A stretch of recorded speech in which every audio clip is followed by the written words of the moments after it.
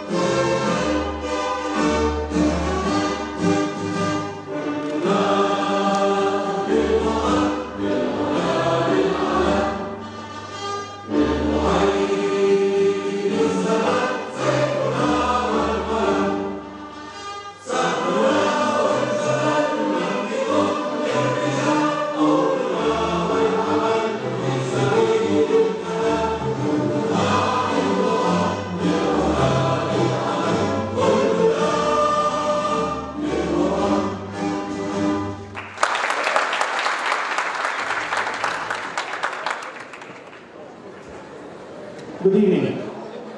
In 2010, we started a transformative education drive at AUB with more components mushrooming every year.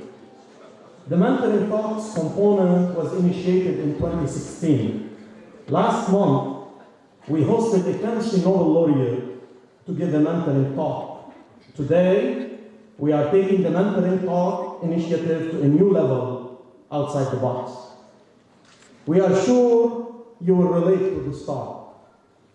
You don't need to be a medical doctor, an engineer, a lawyer, or even a professor to make it in life. Just follow your passion and be good at it. You will face problems. You will go through bumps. You will make mistakes. That is okay.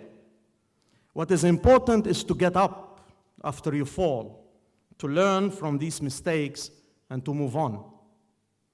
We are very thrilled to host our own AUB alumnus, the distinguished stand-up comedian NEMR, for today's mentoring talk.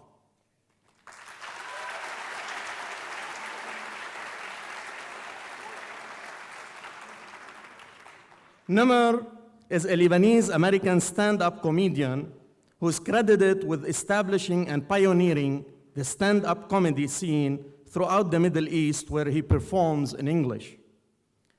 NEMR grew up in San Diego and then moved back with his family to Lebanon. He went on to break down barriers and unite people in a region where bombing on stage can have a completely different meaning. As an accomplished stand-up comic with 7 full-feature shows, it is no wonder NEMR's latest tour was met with unprecedented success, selling out across the globe from every major city in the US to London and across the Middle East. His international tour became the first global comedy event to successfully stretch from the US to the Middle East, with crowds up to 5,000 people at every show. Exactly 10 days ago, I attended NEMR's new show, Love Isn't the Answer, in Bilal.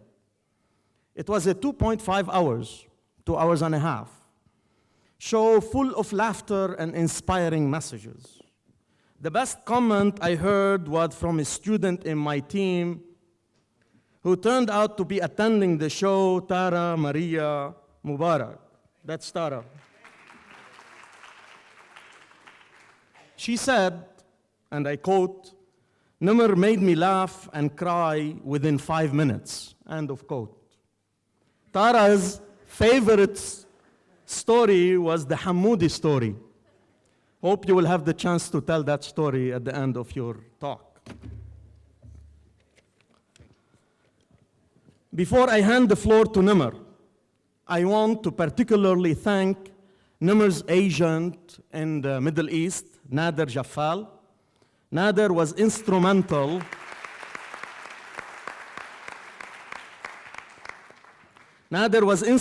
in making this event happen. Thank you, Nader. NEMR's mentoring talk is entitled Following Your Purpose, a talk on the power of the leaders, not followers, way of life. At the end of the talk, NEMR will be happy to answer your questions. NEMR, the floor is yours. Thank you. Hello, everyone. You guys doing well? Thanks for coming out.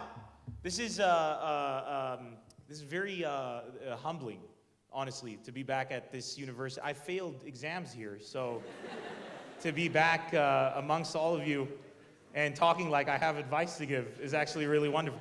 And he printed the whole, you know, my dad was paying for my university tuition and reminding me every day what a burden I was on the family. To be able to know that this could happen one day is really something. All joking aside, like, you know, we all go through this. It's a very validating thing to see my peers. I mean, we're all alumni here. Is anybody not AUB here? Oh, wow, okay. Where are you from? Which university? USG, okay. Are you okay? Do you need any water? Everything? Okay. A lot of stuff. Just want to make sure you're good. Do we have any other students from other places? Sir, where are you from?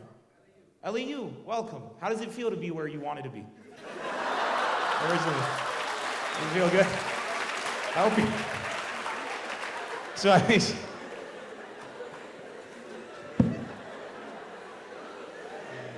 I'm kidding. I'm not kidding. Okay, here's a funny story. When I first started doing stand-up comedy, I don't know if you guys know this. A lot of people say I established stand-up comedy in the Middle East. I did. It happened here.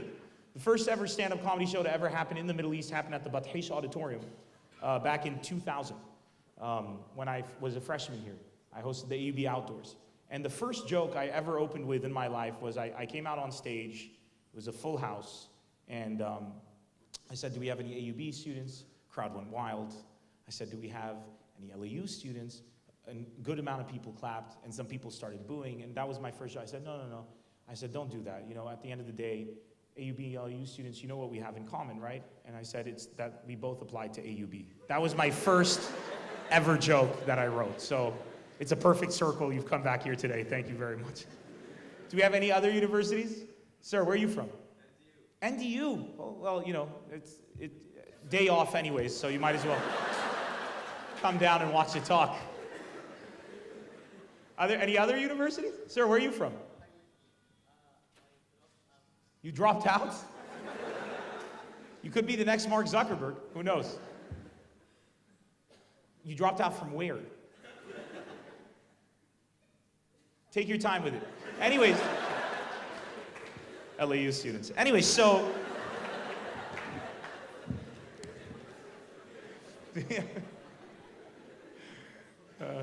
I used to love LAU students be like, ما أنا رحت على LAU لأنه ما عندهم recessive pharmacology بالAUB.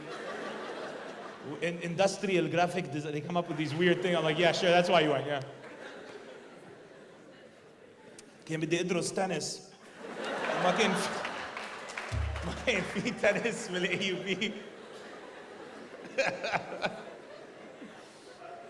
Oh my goodness. So I studied, I graduated. Come on in. You're Lebanese. It's fine. Don't worry about it. Come on in. Have a seat. Enjoy. Welcome. Are you all AUB or any other student from other universities? AUB? Damn it. Can't make fun of you. Come on in. Don't worry. The LAU guys were here because they're used to the valet parking, so they took care of everything. They have it going. They knew that. صف على الفاليه تبع ما تنزل بالباركينج تبع بلس. صف على الفاليه هيك هو بيصف لك اياها. وانت ما بتنزل 7 طوابق. The parking here in next to Zat Rosette is like 8 floors down into. I saw Satan on the way down. It was wonderful. It was fantastic. First of all, I'd like to thank Dr. Bilal, Kaafarani. What an awesome professor. I appreciate you. Thank you. For going through the trouble. I wasn't in the country. You talked to Nader. Nader called me. He said they want you to talk at the AUB for a mentoring class. I was like, it's just a bunch of students who want me to do a show. That's what I thought. And they were like, I thought they were impersonating you or something. Turned out you're a real professor. And then I asked your students about you. I mean, give him a round of applause because this guy, really passionate for his, I'm not talking about him bringing me. I'm talking about what you do for your students. Although that also bringing me was a great decision. But so I studied here, well, I came here in 1999, 2000, I think was the first year I was here. I studied finance. Obviously, I came as a freshman. And then I studied finance because I wanted to. مش لأنه من أبى engineering. I went into finance out of choice. I read a book when I was 13 years old called Cain and Abel for an author called Jeffrey Archer. Not the biblical Cain and Abel, a different Cain and Abel. If you haven't read that book, I couldn't recommend it enough. It's fantastic.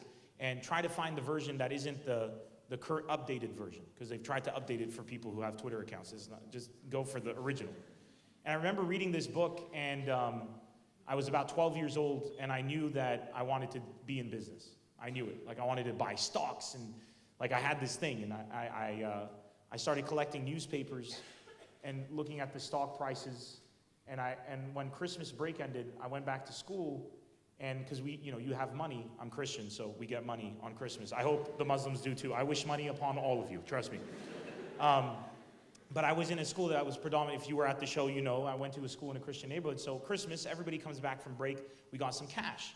You know, our parents gave us money. So I had this grand plan. I sat everybody down. I was like, listen, I've been following this stock market thing, right?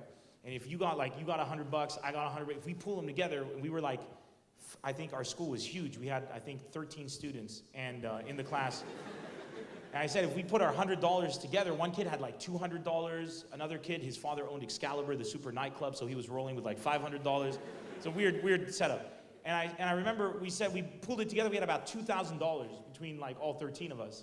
I was like, if we can buy, you know, IBM stock, we can buy like 10 shares of IBM. Now, if any of you know what business is, you can't buy like a single share. Obviously, I didn't know this.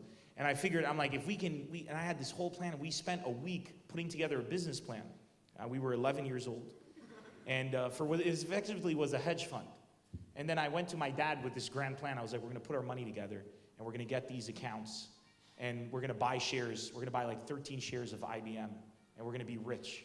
It's gonna change everything. And the way my dad laughed at me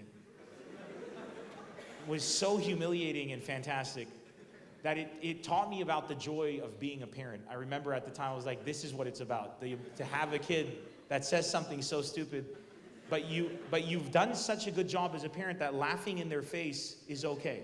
You know what I'm saying? That's when you know, like if you laugh that confidently, you know he loves you. And so when I studied finance, I always remember that story because I always wanted to be in business, but I didn't really know why I wanted to be in business. I was just excited by the fact like stocks and bonds and shorts and whatever, and portfolios and hedge funds and diversification. And I liked the words, and I thought it was romantic.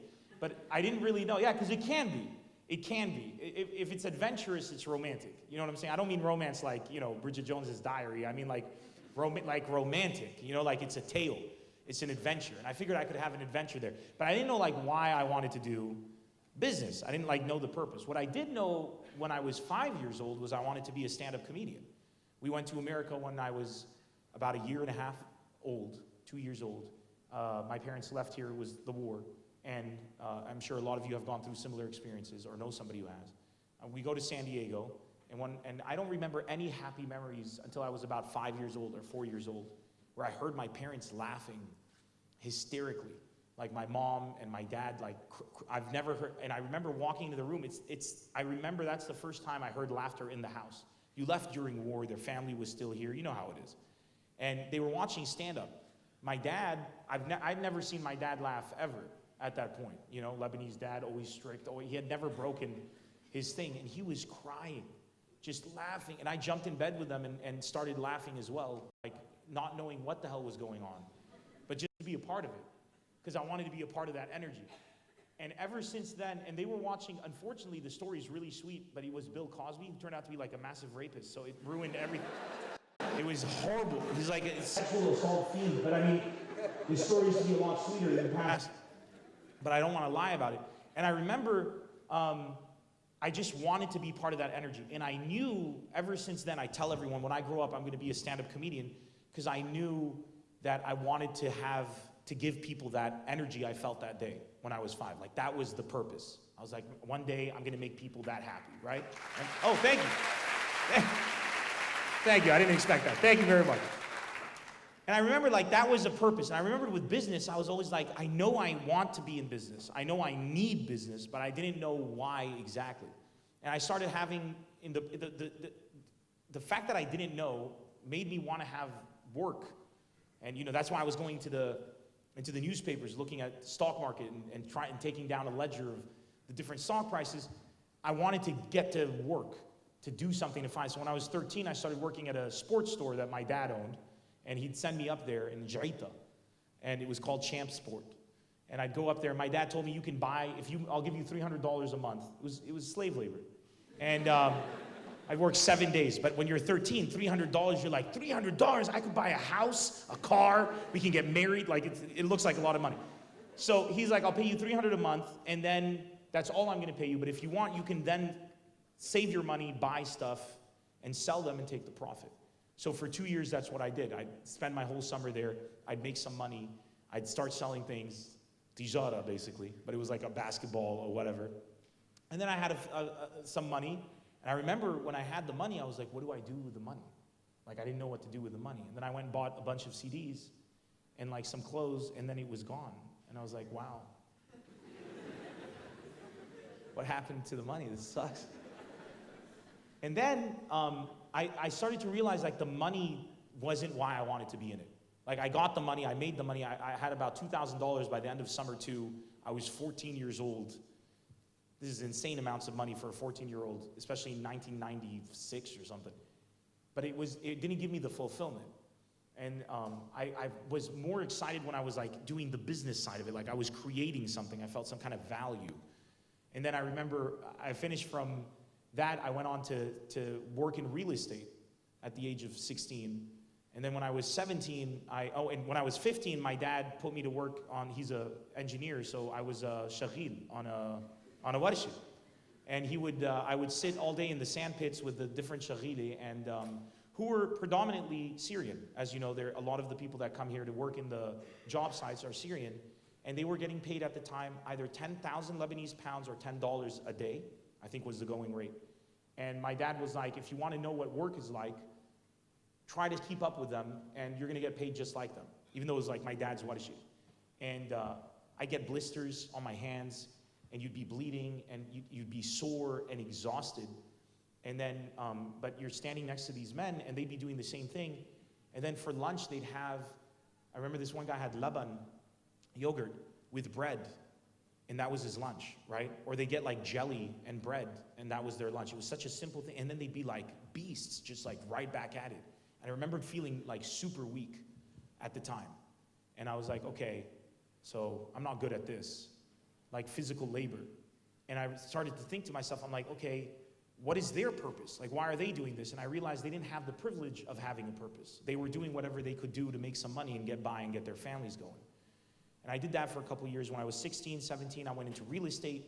When I was 18, I opened up an insurance brokerage business with my father, and we were in the Piccadilly building on Hamra Street. I used to have my suit behind the door, and I would take courses here, and I'd work during the day and bounce back and forth.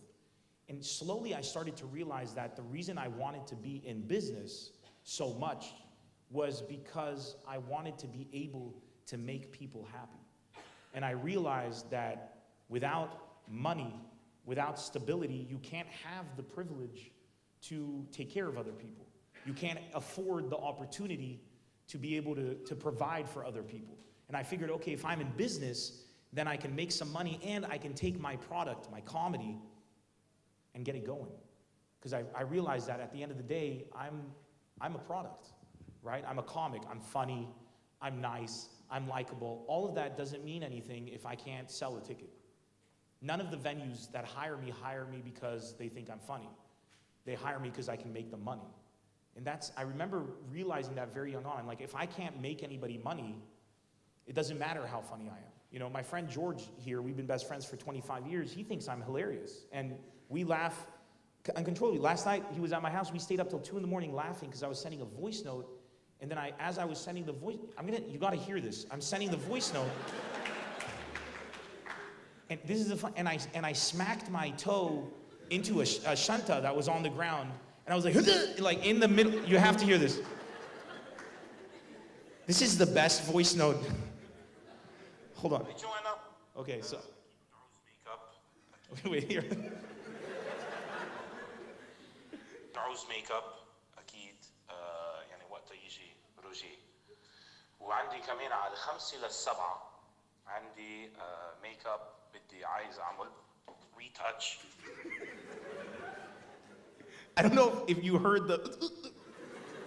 So I say عندي makeup عايز أعمل, and when I say عايز أعمل, then there's a pause and a thud, and then I say retouch. So that's. من على 5 ل7 عندي ميك اب بدي عايز اعمل retouch. We laughed like there's. I can't tell you how much we laughed. Like I was crying. Didn't get paid $1. Didn't make a cent. One of the funniest things that's ever happened to me, spontaneous, didn't make a cent, right?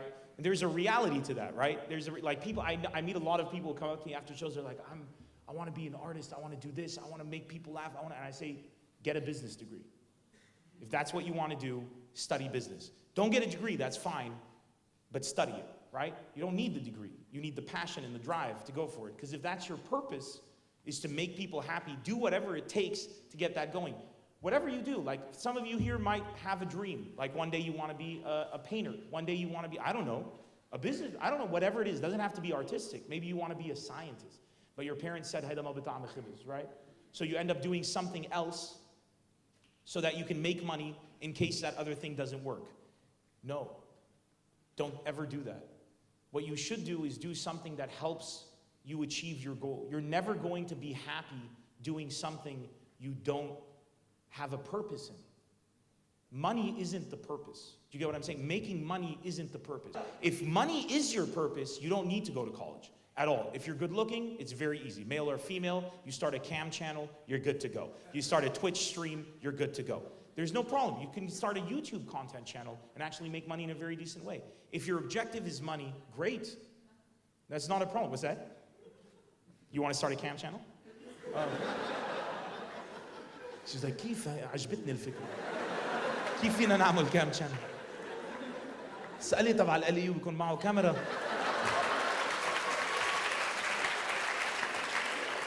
What's your name? Aya. Okay, fantastic. Just, I'll be talking to you later on in the show. We'll have fun. In the talk, not the show. If you have to know what your purpose is. Your parents have a purpose for you, and that's that you are successful and they can, you know, be proud of you, and they tell you it's their job to destroy your dreams. That's literally, if a parent supports you, they're a horrible human being. They should, yeah, because if your parent, if you tell your parents, I want to do this, and they say you can do whatever you want, they're stupid. You can't do whatever you want. But if you tell them I want to do this thing and they say, you? That's the best thing you can do to a kid, because if the kid can't get over the you, there's no way you're going to be able to get over the reality of the situation. In your life, you have to know what your purpose is. What is the ayah? Who the hell are you? Like, what is your purpose? Do you have a purpose? What is your purpose? You should be able to say it like proudly. You should know. No. Actually, I want to grow up and be a doctor. You want to be a doctor. Why do you want to be a doctor? Because I like helping people and I like making a difference. Although some of the crowd would say, oh yeah, she's bullshitting her way. Hey, let me tell you something about the crowd. Not this crowd. This crowd happens to be the most beautiful looking crowd, and they're wonderful human beings. Just so you know. All of them. Except for the LAU guy, but everybody else. But you know what? When you said some people in the crowd, that's the reality. Whatever you guys want to do in your life, there will be a crowd of people that tell you you can't, that tell you you're not good enough, and that tell you you're stupid. I am the color to help people. Yeah, you're going to get a lot of people. You're going to get a lot of people. You're going to get a lot of people that look at you and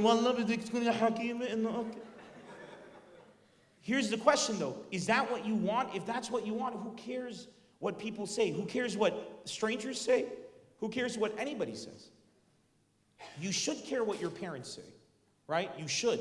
You know that saying, Rida al-Walidain? Do you know that I think that's one of the most beautiful things we have in our culture, is that it's paramount for us that our parents love us. The problem is, sometimes our parents will do things to us and deny us things because they think it's the good thing to do, right? They say, la sali, so I'm gonna do that, even though we don't understand. The thing is, as kids, when you become adults and you make these life choices, even if they're not happy, if you know you're doing it for the right reason, that's why you should do it. Because eventually they'll be happy.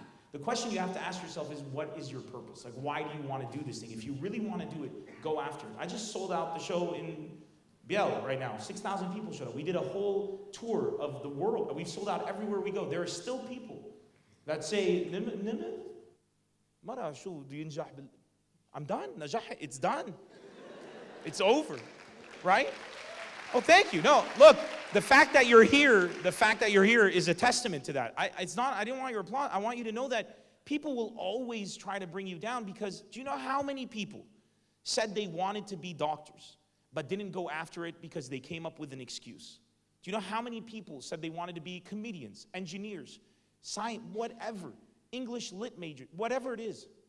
There are so many people out there that said, كان لو مش للبنان كنت قدرت لو مش للوضع كنت قدرت لو ما أهلي هيك. I hate excuses.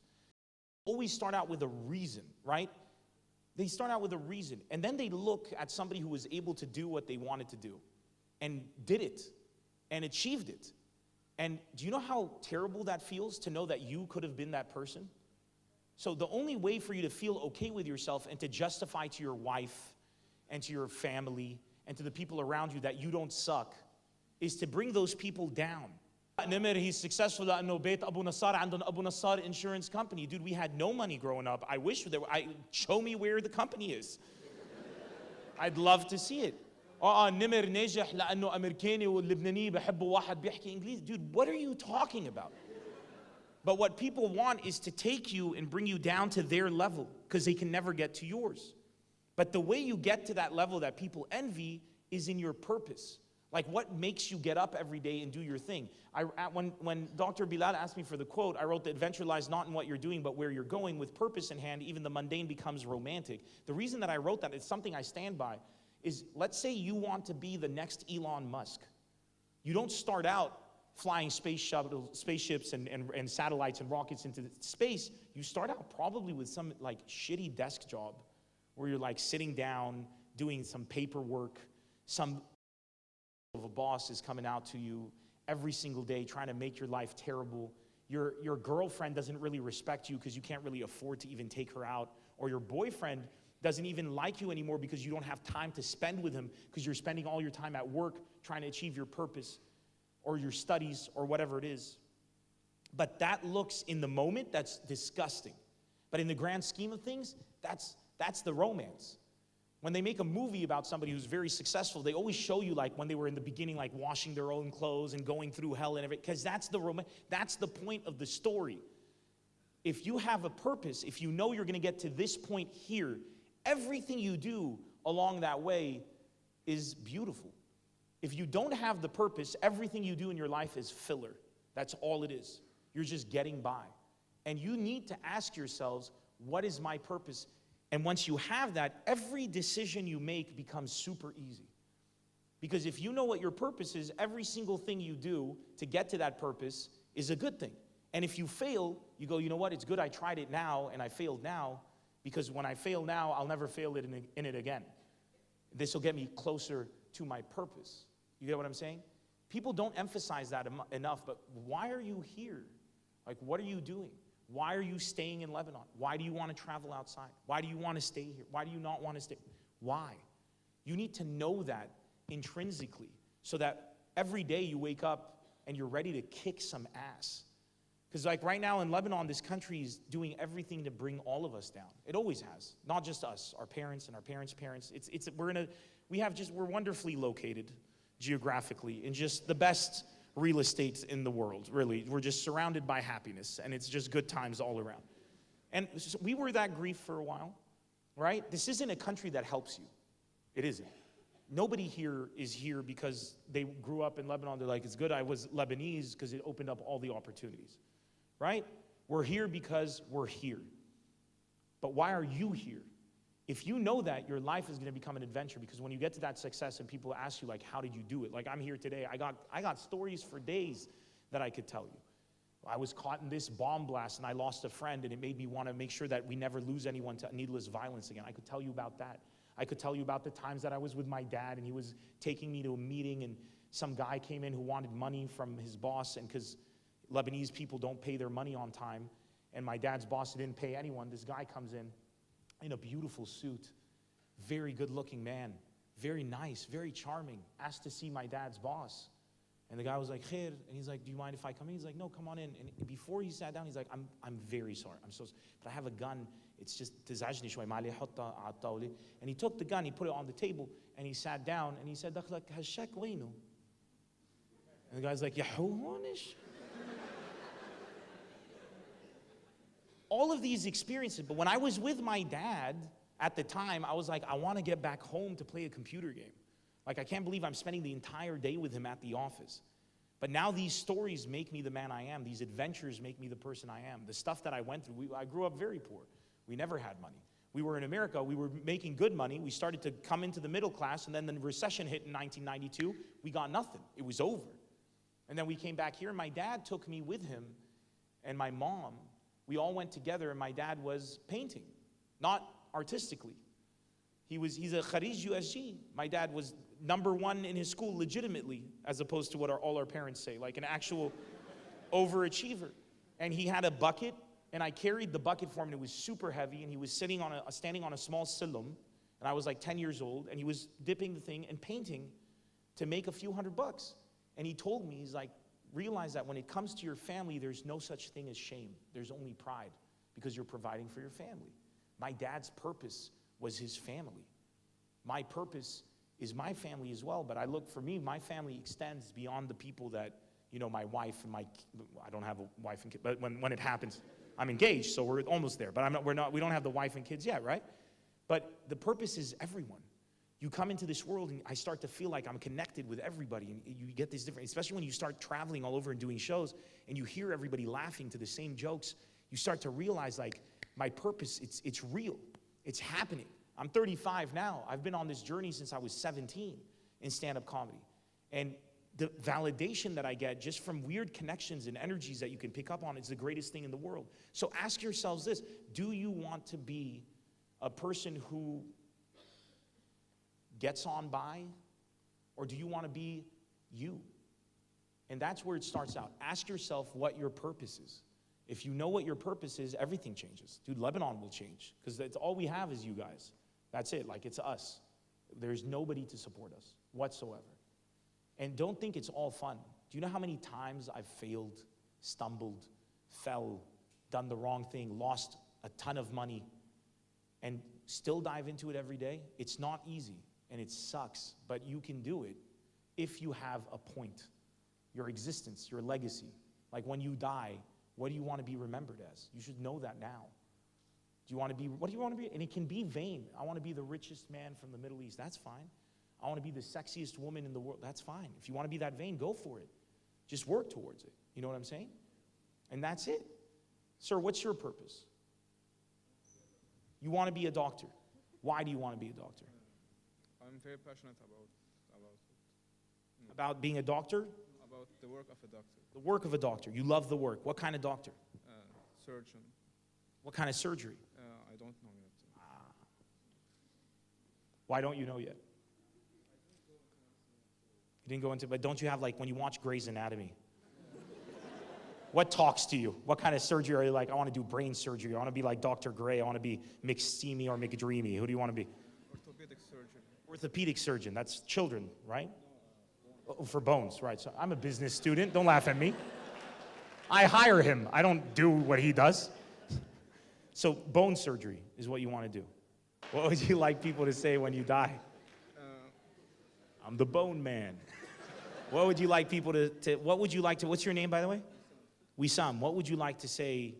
What would you like your legacy to be if you ever leave this earth? Hopefully you never do. Like, he likes his job. Horrible. It's terrible. When I die, I want people to say, he was all right. He liked his job. You should say things like, I want people to say, well, unless you don't care about that. But if you do, you should be okay with saying, because I feel your hesitation, your nervousness to say it, but you shouldn't care what anybody thinks. You should be able to say things, I want people to say I was the greatest orthopedic surgeon in the history of the world. I want there to be procedures named after me. Not because I want there to be a procedure, it does nothing for me when I die, but because then I know that I actually made a contribution. I want my grandmother who suffered needlessly, I want to find a cure or a treatment for this kind of thing. You can say that. I can feel like that's why you're into it. I know. Don't worry about if anybody laughs at you. That's why I made the jokes about the bones in the beginning, just to get out of the way. Everybody's going to laugh. You get what I'm saying? Just be proud of who you are and lead with purpose. Or you might not want to be any of these things I said, and your parents pushed you into being a doctor, and you want to play the flute. Is that true? You want to play the flute? Holy shit. Wow. They didn't want me to be a doctor. They didn't want you to be a doctor? What did they want you to be? Engineer.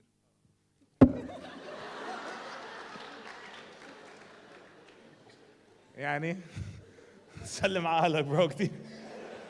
Jesus Christ, they didn't want me to be a doctor. Want to be. Do we have any business students here? We got a few. Sir, what do you want? What kind of business are you in? I'm studying finance. My man, why are you in finance? I wanted to be a well-rounded person after I finished high school, but now I'm graduating and I still don't know what my purpose is. I wake up every day trying to find what my purpose is. You talk about it as if it's easy, NEMR, but it's not. It's not easy. You think it's easy? If it was easy, we'd all be doing better. That's why I'm talking about it. Dude, if it was easy, nobody would have come to the talk. They'd be like, purpose, man, كل يوم عندي purpose. باكل purpose معلبني, bro. Of course it's not easy. I'm not criticizing you. You think I'm criticizing? I'm trying to get you to realize that inside of you right now, there's a calling. Like think about it. Why did you choose finance? Like why was it because man قبلت engineering? That's possible. I chose finance because I wanted to learn how to make money, and I thought finance is the best part of business, knowing how to make money. So you want to make money? Oh yeah, but not a cam girl.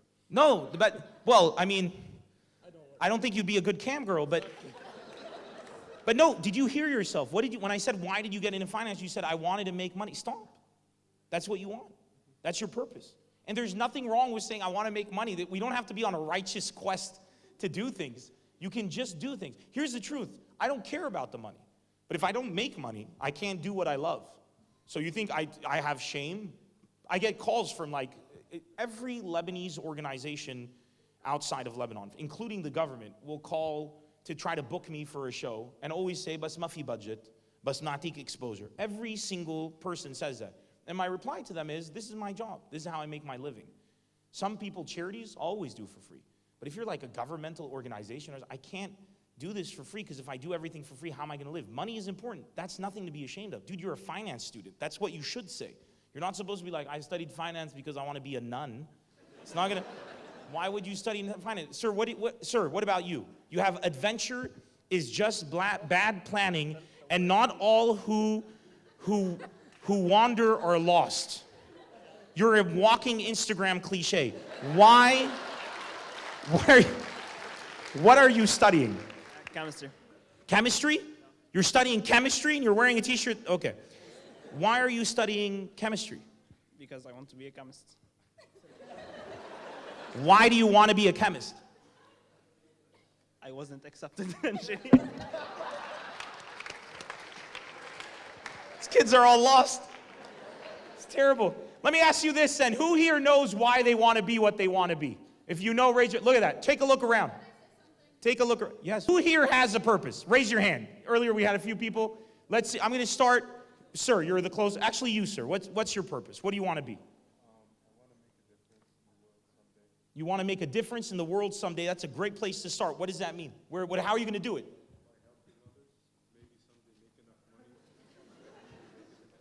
By helping others someday make enough money, make a difference. What are you studying to do that? Or what are you doing? Biology pre-med. You're going to make some good money there, let me tell you. Do you love biology? Yes, I have scientific curiosity. You have scientific curiosity. I know you like biology because nobody talks like that if they don't like science. I love scientific curiosity. And every day when you wake up and you start studying, the tests get hard.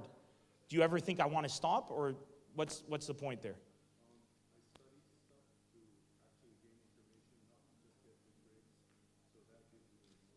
See, this guy who wants to gain information. not just about the grades. That's because you know what you want to be. So when you do that, you're doing that and you don't care, right? When I used to come and do exams in AUB, I used to come into the exam room. This might not be a good thing to say, but I used to come into the exam room 45 minutes late for every test. This is truth. Because I knew that the purpose of the exam was to test our memorization skills.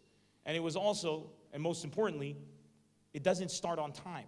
They say this exam starts at 8, you line up, at 8 you walk in, and then until everybody's seated and they put the pens and the papers down, it takes about 30 minutes. And then they start. So it's kind of confusing. So instead I would get a coffee from Abu Naji, I'd sit outside, and I'd look over the notes to refresh my memory, since most of it is memorization, at least in business. I was an Abu Naji guy, let me tell you. And I'd wait, and then 45 minutes in, I'd walk in, everybody would be seated, the teachers would always scowl, and they'd say, I'm like, that's fine, don't worry about it. And I'd sit down, I'd be totally relaxed, I would have slept a bit extra, because I recognized that the purpose of the exam had nothing to do with whether or not I was there. If I was going to take the purpose for me was to be ready and to be the most relaxed, so I made sure I was the most ready and most relaxed. If you can choose what it is that you're getting into and why, you'll change your approach to it. Who else here said that they had a purpose? Hey, ma'am, what's your purpose? I want to be a very good event planner around the region. I want to be a very good event planner. Although I'm studying industrial engineering, I still find my purpose in doing big, huge events, including AUB Outdoors. And I find it as a passion to plan and manage and coordinate any part of an event. So why are you studying industrial engineering? Because I'm a good student and I can't study it. Although it's not good to study event planning because it's all by experience. So I'm taking a degree in industrial engineering. Yeah, I do. I'm really good at it. I'm good at it. So I can do both, I think. I'm really, really good at a lot of things. And you can definitely do both. And by the way, you don't have to have a passion to do something. You can still, it's not wrong if you're really good at it. But does it get you going? Like, do you get excited from it? From industrial engineering? Yeah, and it kind of. It's not as much as event planning. Uh-huh. So do you think when you do industrial engineering, you're wasting your time or not? No, I'm learning, but not as much as event planning. Okay. Do you think that if you were doing something else, it might help you further? Business. So why do you get into industrial engineering? Don't worry, they're not here, they're studying. Yeah. That's a great freaking answer. I wanted to see if you were going to say it's because my parents told me to. She said, I'm taking industrial engineering because it's a mixture of business and engineering. And I'm taking the business side from it, and I'm also good at engineering, and it seems to tickle your fancy, so you go for it. Do you get where we're going here? It doesn't mean whatever age you are, sometimes you don't know your purpose very young. Sometimes you find it out very late. It doesn't matter.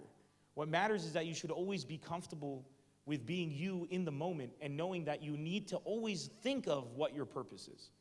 And even if you don't know it, just the fact that you're trying to get there, that's the adventure. That's the journey, man. That's the whole point. When you do graduate with a degree in something, the reason I tell you this is because some of you might graduate with a degree in biology or a degree in something, but unlike this gentleman over here, you might hate your lives. You might start working and be like, this isn't what I thought it was going to be. This job sucks. I can't get anywhere. I'm going to work 15 years to become that person?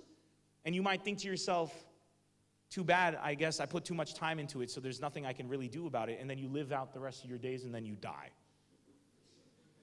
The reason I'm telling you this is because even after you've put everything on the line, and I know some of you might be like, hello, okay, but it costs money. I know it costs money. Take it from a guy who had none of it, who still struggles financially. People see my shows. I do shows at Bilal. We do shows everywhere. We sell out everywhere. How do you think we sell out?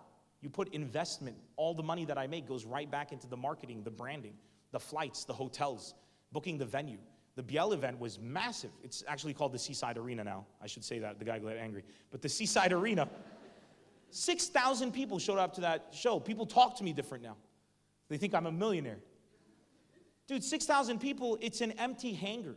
When you rent that place, there's nothing in it, and it costs a fortune. Then we have to build the seating, we have to build the stage, we have to build the screens, we have to put the carpeting on the floors, we have to bring in the chairs and install them, the spotlights, the lighting, the sound, the whole deal. When all is said and done, and the government takes about 38% in taxes when all is said and done, and your expenses, your flights, the whole deal, there's literally almost nothing left. You're just above breaking even. So ask me why I do that event instead of doing a club where I just show up and they give me a nice paycheck. Because, dude, there was 6,000 Lebanese people in that room, and we were having the time of our freaking lives. It was a party. That's why I did it. That's my purpose, to have a good time, to be on this adventure. If my purpose was money, here's what I would have done. I would have done the same thing. We would have had a party, but it would have been a much smaller party in a different venue with higher ticket prices, right? Instead of having $25 tickets and accessible seating for $45 going up all the way to $90 and doubling and tripling the amount of $25 and $35 and $45 tickets so that more people could afford to get in so that it could be the biggest party ever, what I would do is I would make it smaller. I'd make it about 500 people. I know that I'm famous enough to get 500 people who'd pay $100 to see me. I do like 4 or 5 shows of that. I would have no expenses. I'd walk away with a nice paycheck. Does that make me a bad person? Absolutely not.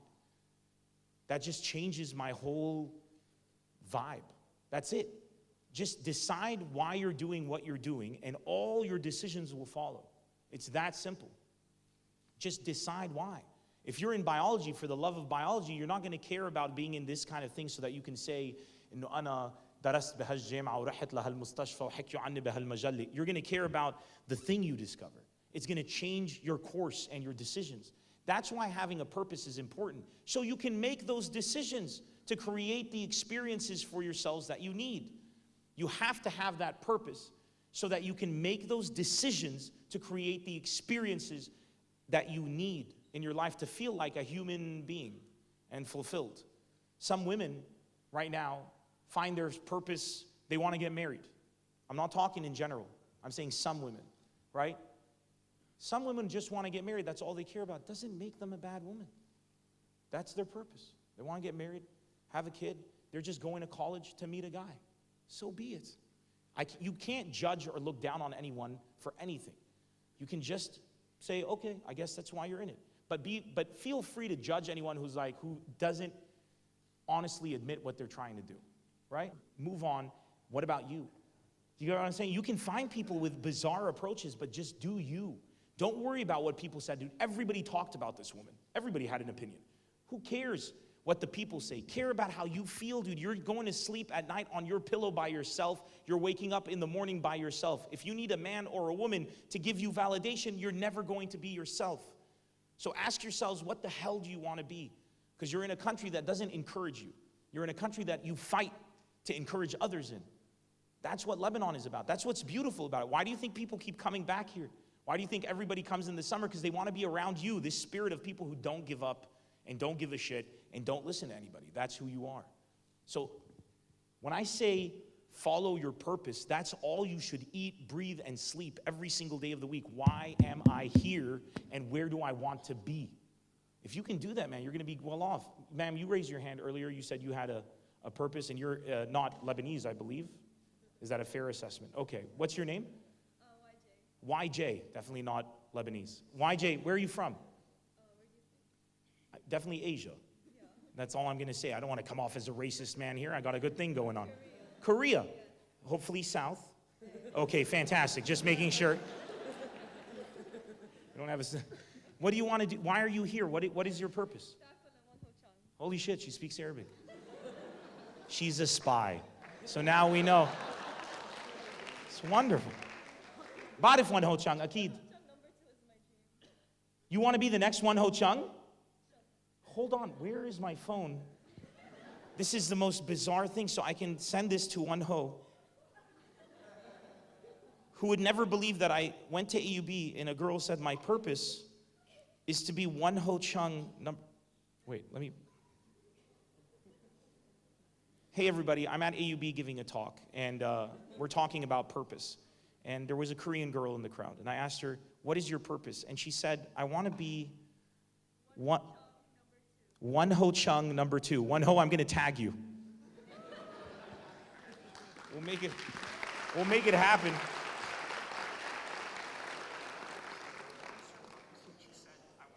But I'm going to follow it up. One Ho Chung. There you go. Done. Why? Why do you want to be One Ho Chung? What about One Ho Chung makes you want to be One Ho Chung? Okay. Okay. So like I speak Arabic وهيك, I want to be an inspiration to connect Middle East and Korea and Asian. Wow. That's amazing. Dude, do you realize how interesting you all are? I could go on really all day and ask everybody what's their purpose, right? And all of you will have an answer. Do you realize that this is what defines you? That's what defines her. What you said defines you. What you said defines you. You happen to exist in this thing. So like, choose. Do you want to pop bottles at Skybar? Go. Have fun. Good luck. It costs a lot of money, right? Do you like video games? Do you want to be a video game designer, an animator, but you can't do it here, so you end up doing something else just in the meantime to collect some money so that you can go, and it seems like a far-fetched dream and it'll never happen, but you know what? Maybe there's a chance, and just for that chance, you're willing to put it all out on the line. Good for you, man. Do it, because that's the whole thing. Go for it. Just for that chance. There's two ways you can live in this life. You can live with regret, and it crushes your soul. Or you can live without regret. It's better to have tried and failed to have never tried at all. Isn't that the cliche saying? Dude, that's how it is. When I was 22 years old, I left the insurance brokerage business that I had built with my father. At the time, I was making about $6,000 a month in Lebanon at 22, 23 years old. I was making bank. We were doing reinsurance. So I was a Lloyd's accredited broker. I was doing something called ASCII, which was getting further accreditation. I was reinsurance for planes, financial institutions, aircraft fleets, oil and energy, financial risks. It was amazing. I loved it. Making bank. But I wanted to do comedy. And I knew my dad told me, he came and talked to me to get me to drop being an amateur comic. He sat me down, he said, "NEMR, الواحد ما فيه يكون عنده ربين." So you بدك تنقي, thinking that I was going to be like, okay, Baba, insurance, right? And I thought to myself, I said, you know what, you're right. So I'm going to leave insurance. And he thought I was the dumbest person in the world. By all means, I was incredibly stupid. I was. It was stupid. I had money in the bank. I left to do what? To get paid 20,000 Lebanese pounds a week at best. I did a show in a lesbian bar. I did a show on a McDonald's counter. I did shows in the worst places ever. I did a show in Kuwait in a mall where they set up a stage and they didn't even put seating around it. I was just standing and people were walking in the mall and I was just talking in the freaking mall. But they were paying me and I needed to eat, so we went to the mall and we stood. Dude, the first time I got asked to do a festival in Lebanon years and years ago was the Byblos Festival. It was the off Byblos Festival. I didn't know that. I heard Byblos Festival. I'm like, Mama, we made it. I show up there. So off Byblos, that means where you do the shopping, there's a little stage. Same thing, no seating, people walking by. I'm doing my stand-up. I've amassed a crowd of 4 people. I'm like, we got this going. It's happening. 4, it could be 8. The sky's the limit. This guy gets on stage with his little child who's like 4 years old and goes, Baba, that's a warmal kloon. And he walks up to me. So I stand there, I take a picture because you got to be polite, and then the 4 people I had left, I lost my only crowd. For years, then I built up and I built up and I built up. I became a household name here, and people were like, and all that shit happened. I'm making shows all over the Middle East. We're killing it. I took stand-up comedy to the Middle East. I took it to Saudi Arabia, to Jordan, to all these countries. We broke down barriers. We united people. It was awesome. I was like, great. Now, I made it on the cover of Rolling Stone. This is how amazing it is to be Lebanese. I make it on the cover of Rolling Stone magazine. I post it on my page. I'm like, this is it. I post it. And everybody's like, yeah, man, positive visualization. Like, if you believe it. They thought I photoshopped myself on the freaking Rolling Stone magazine. This is a true story.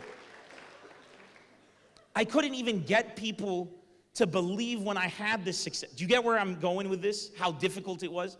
And when I got the Rolling Stone magazine thing, and then I did my first show in Bilal, and we sold out like 4,500 tickets, and ISIS was blowing shit up and trying to get into the country, but everybody still showed up, and it was this huge. When all of that was happening, actually this is before ISIS, Al-Qaeda at the time. Sorry, we get confused here. I was like, okay, I've done everything I needed to do here. My purpose has always been to change the world. We have to go further. So I never left here, I expanded. I went to America and started from zero.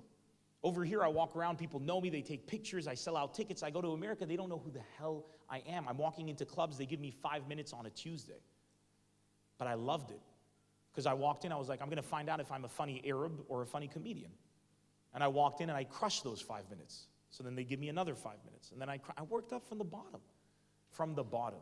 And then I got back to selling out all over America. And do you know the validation that that gives you? I did that because I wanted to be a better comic. Because my purpose was always to be the best at my craft. Because like this biology gentleman over here, I want to be the best in the business. So how do I do that? I was like, okay, I'm so famous now in the Middle East. When I do a show, people know my taglines. They know my words. When I get up, they're excited to see me. I don't have to work as hard anymore to be so funny. So I was like, I don't want to get blunted, so I'm going to go to America where nobody knows me and compete against the greatest. And then rise up and take my country with me. And I did a Showtime special. Dude, in 3 years, we had a special called No Bombing in Beirut on Showtime in America that hundreds of millions of Americans have seen so far, that was filmed here and in America. And I cut between the two shows, but I said, I didn't reveal. In the middle of the show, I put a split screen, and I show that it's Lebanon and Los Angeles. And everyone in America was like, I thought we were watching an American show. That was the point. I wanted them to realize that even though I'm switching, it feels like the same energy because we're all the same, and that the Middle East is not what you think it is. I took my privilege with my education, what I've been exposed to be able to take Lebanon, because my purpose was to change the world. When I filmed that special, I didn't want to just get on TV. I was like, oh, let's film it here and there. My agent, my manager, they all said that I'm an idiot. They said, nobody's going to pay for that. It costs too much money. You're going to have to film in Lebanon and in Los Angeles and match the footage and make it feel like the same show. Chris Rock did it, failed. 3 shows, flop. Veer Das did it, it failed. Nobody does shows from different places. I said, no, but I can do it. I know, because I know the energy of Lebanon is, everything belongs to that energy. It's not the other way around. They said nobody wants it. So I filmed it myself. I took out a loan and I filmed it myself. And I edited it, directed it, produced it, cut it, color graded it, mastered the audio to a 7.1 mix, a 5.1 mix, and a stereo mix. Paid a freaking fortune. Color graded and did everything in Hollywood to the standards that Netflix would take, or Showtime, and I was praying that Showtime would take it. Because if I put it on a streaming service, then the only people who are going to see it are us, people who know me. But I figured if I put it on a network, then people could be watching Shameless, and then this pops up. Or they could be watching some favorite show that they have, and suddenly they're exposed to this. We filmed it, we did it, and then I handed it to my manager. I said, send it to Showtime. And I figured if they take it, great. If they don't, I have to go back to Lebanon because I'm broke. I don't have the rent. That's how much I sunk I maxed out 6 credit cards. I had nothing. It's not cheap to produce these things. He sent it to him. We got the order the next day for that special, and it was sold like that, and it's on TV now. And Lebanon has a different perspective to people who've been exposed to it because of that. Because my purpose from day one was to make a difference. So it caused, if my purpose was different, I wouldn't have filmed the special that way. I would have just simply gone up on stage in LA, put about 20 grand, filmed it, sent it as a proof of concept. They would have loved it, paid for everything, given me 100 grand, and then I'd be a good kid, be done. That's the difference that purpose can make. It can alter your entire trajectory in your life. And it can make the guy who came with Sawar Ma'al Kulun and Madrishu an amazing story. Because you get to where you are and you can look back and you can be like, damn. And then you can get kids. And when they complain, you can say stuff like, وَتَكِنْتْ بَعُمْرَكَ. And like, own it, right? Dude, it's awesome. Do you know how much fun it's gonna be to humiliate your children when you grow up? I mean, that in and of itself is a purpose. And I mean that. Just to be having a legacy, man. So I don't want to talk any longer. I actually want to talk to you guys a bit, and if you have any questions, you can go ahead. But I just want you to know the only reason that I've done what I've done wasn't because of the great AUB and LAU, because you're close by, so we rub off a bit. AUB is such an amazing opportunity and an institution because I was a Christian kid who had best friends who were Muslim, Druze, Black, white, European, Asian. You have the weirdest mix of people here that you don't find anywhere else in this country. LAU Beirut has that too. LAU Jbeil is like an Uwait and Aoun stronghold. They call it the Ala. It's ridiculous.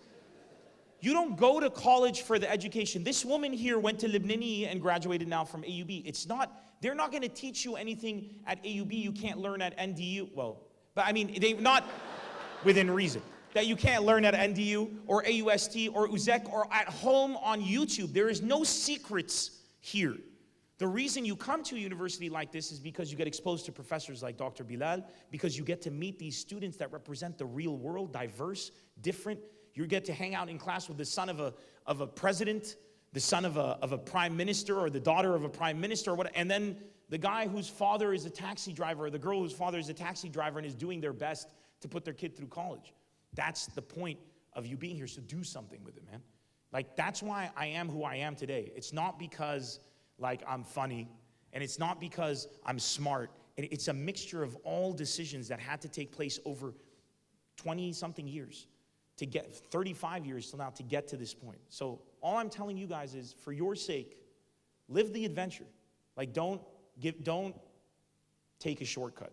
It's a long traveling road. I'm nowhere near where I need to be, but I'm gonna keep going, and you guys can be that kind of person, man. So do it. That's what I'm gonna end at. And if you guys have any questions, please feel free to ask me.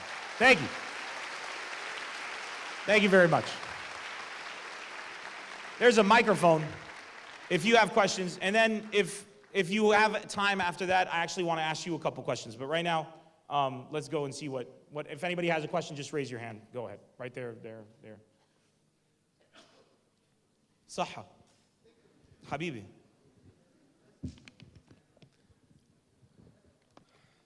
All right, nice to meet you, first of all. Pleasure's mine, man. So many people have a purpose in life, and they don't have the skills to fulfill that purpose. So you're one story. Yeah. You had the purpose, you had the skills, you're obviously funny. You're getting forward to your purpose. Some people don't have those skills, but they still have that same purpose, so they don't get to fulfill their purpose. What after that? What will they live for? Give me an example. Let's say, for example, we have this Lebanese, a lot of Lebanese people, especially boys, they like to be professional footballers. Lebanon does not allow that in any way possible. Yeah. Especially the Lebanese passport, you're not even allowed to play in Europe whatsoever. Yeah. This is not a personal story, but I've seen this happening for many That's a great people. example. Yeah. What would someone do after that? They're 30 now, they had that purpose, their dream was crushed. Why would they live? What's the point of living after that? That's a great freaking question. Are you an AUB student? Yeah. Okay. Thought he was LAU. I was gonna be like, wow. That's a great question. So if you guys, did everybody get what he's saying? Like, let's say somebody wants to play football, soccer, and this country doesn't support that kind of thing. It doesn't. What do? You're 30 and you didn't work. Here's two things. First of all, there's a lot of things this country doesn't support. Comedy is one. Trust me. I have never gotten any support from any governmental institution whatsoever. I wasn't always funny. I sucked many times and stumbled, but my purpose kept making me want to improve. So I got here. There is a chance, though, that I still would have just not been funny. It could have happened. I happened to be good enough, thankfully, or maybe something affected me that changed my train of thought, and I was lucky, the opportunity. But there was an equal chance that I just would have failed. It would have not been the country, it would have been a mix of many circumstances. To that person who tried and failed, I'd say, first of all, at least you tried. Now, if the person didn't try, and they're 30, and they're saying, لو مش لهالبلد كنت قدرت, I will stop that person. I will say, because of this country, I was able to fulfill all my dreams. My competitive edge in America today is my Lebanese heritage. So no, that's not an excuse. You could have trained every day. Now, if he tells you, جربت وعملت ورحت وهيك بس ما قدرت, and he's smiling, then he really tried. Because here's the thing you should know. Excuses are one thing, but if you really try, it means you live without regrets, and then you have kids, and then you make it so that they can have the opportunity. Because what you're going to end up doing is you're going to say what? You're going to tell your kid that, you know what, if you want to do soccer, and he says, Baba Bidikun soccer, your boy or your girl, you're going to save your money, and you're going to do everything to send them to the right camps, because you're going to think that that's the reason why I couldn't make it, so I'm going to make it happen for them. And that's the best you can do, and you know what? That's pretty damn good, because you're still making a difference. It sucks, but at least you tried. If that person didn't try, then that's on them. But if they tried and they failed, that's life. I mean, we don't all succeed. You know, there are comedians out there that are actually a lot funnier than me. I see them on stage, I'm like, damn. But they disappear. You never see them. It doesn't mean I'm better or they're worse or they're better and I'm worse. It doesn't mean anything. It just means we were able to navigate all of the things to get here. That's why you shouldn't measure yourself by somebody else's success, or you shouldn't measure yourself by whether you were able to do something or not. You should measure yourself by whether or not you tried. And if you tried, you really tried. It doesn't matter if a lot of people know or only you know. The fact that you know is beautiful. So that's what I would say. Is that a good answer for you? Okay, thanks. Great question. Amazing question. That was a pretty tough question. Screw you. There's over there, everywhere. Hi, nice to finally meet you. Thank you. You have great hair, by the way. Let me just say. Smalla, you're taller than I expected. What are you doing later? You want to go grab a drink or? It's getting hot and steamy really quick right here. You know, you should see my cam channel. Let me tell you about that, my friend. What's up? I wanted to comment. You said that it's okay for people to fail as long as they've tried. But isn't it better to have the mindset that I shouldn't fail in the first place? Yeah. Don't you think that? Oh, what did I just say now? If in 8 years I don't do it, I'm going to be depressed. I'm going to be broken. I don't know what I'm going to do. No, you shouldn't be like, I try. Dude, because if you put everything on the line, like everything, do you think I would have been like, I'm broke and bankrupt and I filed for Chapter 7? If they didn't pick up my comedy special, I would have been screwed. First of all, I would come back to Lebanon, everybody would be like, NEMR راح أمريكا ما نجح. 1. Would have hurt my brand value here. 2. And in a country where perception is very important, Lebanon is a lot about brand image. And look, I'm a business student. We're talking about it honestly. Branding is important. That failure would have hurt me here. I would have had to rebuild here. And then all of the people who hate the fact that I'm successful would have started ringing the bell from the top of the churches, telling everybody, like, it would have crushed me. But the fact is, I don't live out of fear. I don't live and be like, بس إذا ما زبطت شو بصير? I live out of anticipation. إذا زبطت. That's how I live. So for me, and this is something, it's a great reason, I'm so happy you asked this. I hate people who make excuses because I always feel excuses are rooted in fear. Like they're afraid to acknowledge that they made a mistake. Like, you know, and I hate people that make decisions out of fear. I hate that. Bro, go and experience it. And if you fail, at least you were there. You know what I'm saying? So no, it's not easy. Jesus Christ, it's the worst thing in the world. I've had shows where do you know this show that I did here, which I was so happy with? Do you know how I didn't sleep for like 4 days? I really was not happy because music was played from the clubs around us, and I felt that nobody told me that it ruined the experience for them, but I knew without that music it would have been better. And do you know how much it crushes me to know that it feels to me like I failed because I'm organizing that event. The fact that I didn't anticipate that the music could be played. I'm in Lebanon, I should have thought of that. Like music could come up, but on Friday we did sound checks, on Thursday there was no music. On Saturday, Willard, Skybar, Iris. Dude, holy shit, the music was everywhere and it was different music coming from everything. And I hated the fact that we started late because that made it closer to when the music came. If we had started on time, that wouldn't have been a problem. I'm like, could I have organized it better? Could I have done something? That, when I finished the show, a lot of people just messaging me the most beautiful messages, and all I kept thinking on was I failed it. It wasn't perfect. So trust me, even when you're this dedicated, you're never happy. And it's fun in a weird way, you know? The mic is... Good evening. Good evening. You look a lot like the Ziyad al-Rahbani guy. It's an honor. Holy shit, doesn't he look a lot like the Ziyad al-Rahbani guy? He looks like you with a tan. I'm better looking, though.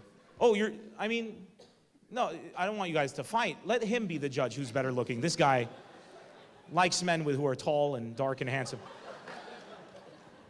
Good evening. It's an honor to be this close to you without having to pay. Oh, Jesus, man, the honor's mine. I wouldn't be here if it wasn't for you, so thank you. Okay. First question is, no, there's only one question. What was your low point during career? How did you overcome it, and what did you learn from it? My low point during my career? Yeah.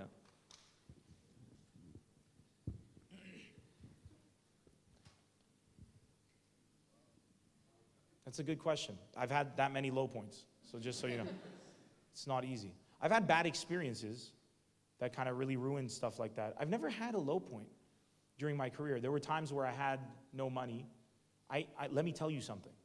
Every low point I had turned out to be something that really, ended up being positive. Like, I remember there was a period in my life where I was super, like, I really had no money, nothing. I couldn't even afford food. So I created incredible, I can't recommend tuna and chili sauce more. It's delicious. Isn't it the greatest thing? It became a thing. Because I was there, I had a can of tuna and I had chip dip, the chili. And if you put that on top of tuna, it will change your life. I then took it to another level. I'm not gonna stop. There's more. Pickle relish with tuna. Oh, don't knock it till you try it. Trust me. Look, the hungrier you are, the lower your standards go. And you can find amazing things when you do that. Another thing, I don't know why people don't eat jazar with labne. It is, yes, try it. Does anybody know jazar with labne? Do we have, put your hand? Isn't it the greatest thing? People look at me like I'm crazy when I say jazar. It's amazing. Chex-Mex with labne is the future. If you haven't had it, it's the future. What's that? Peanut butter and turkey? You're disgusting. You should be ashamed of yourself. Butter and turkey. What the hell is wrong with you?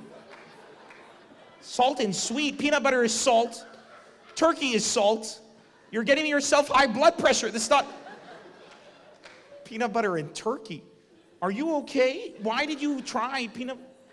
Okay, it pleases the senses. When you watch 50 Shades of Grey, the movie, are you into the, okay, I just want to see what kind of, if you're that kind of person, like, it's very pleasing to be tortured. Peanut butter and turkey.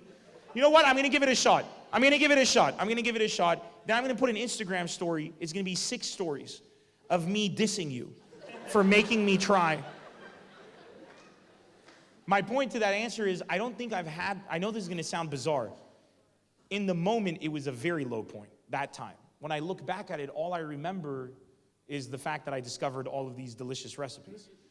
And I think that you asking me that made me think about that. Like, there was a time where I was on stage and I found out that my girlfriend was cheating on me. Nobody knows this story. I found out backstage because we were filming, and a guy came up to me and he's like, "Ma qulti li inno tarakt anta sahabtak," who I had been dating for about 2 years. And I said, we didn't break up. And he was like, "Oh." And he had a very weird reaction.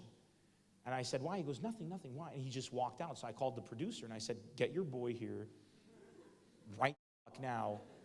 What's up?" And he had been at a wedding where he was filming and he had footage of her making out with another guy. So I saw the footage of her in the camera. And then I walked out on stage and she was sitting in the front row. Yeah, that was at the time, like, I believe under no circumstance should you hit a woman. But was I close? Oh my goodness. And I've never, and you never should, ever, hit a woman, ever. No matter what the circumstance, I don't care what it is.